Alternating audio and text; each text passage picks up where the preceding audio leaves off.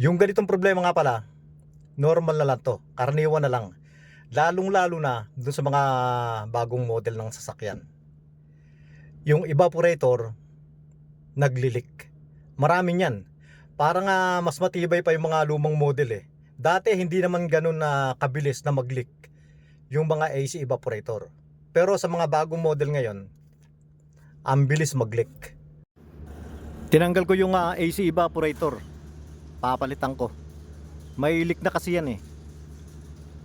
Mabuti itong model na to, madali lang tanggalin yung AC evaporator nya.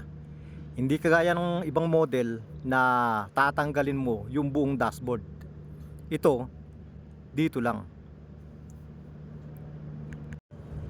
Ito nga pala, first time mabuksan to. Dahil wala pang marka na binuksan na.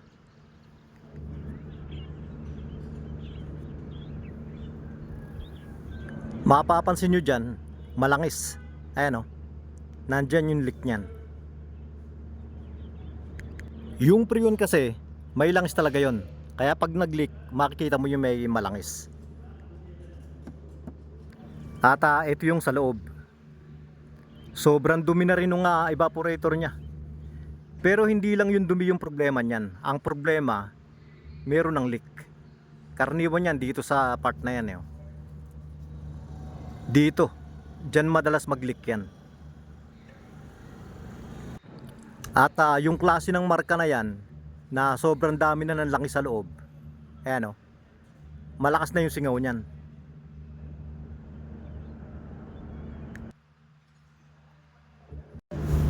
Mayroon naman kaming available na evaporator, kaya nga lang ito, hindi genuine yan. Mga replacement parts yan na hindi genuine. Hindi natin masabing fake dahil pwede naman kasi yan. Kaya nga lang hindi genuine. Ito nga palang original nya. At saka itong ipapalit, hindi eksaktong magkamukha yan. Sa biglang tingin, parang parehas. Pero ito, maliit yan.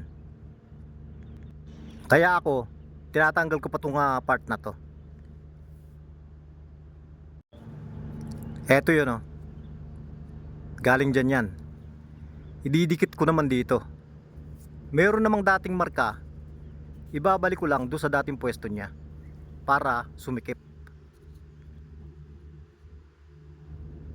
Yung kasing bago, kapag hindi genuine, pag ikinabit lang agad, kalug yun, maluwag masyado.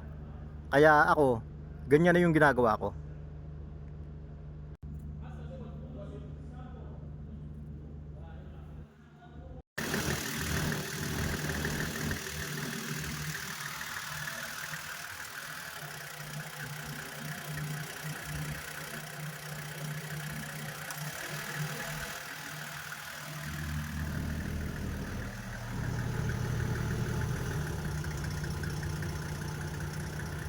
At baka mayroong diskumpiyado kung lumamig nga.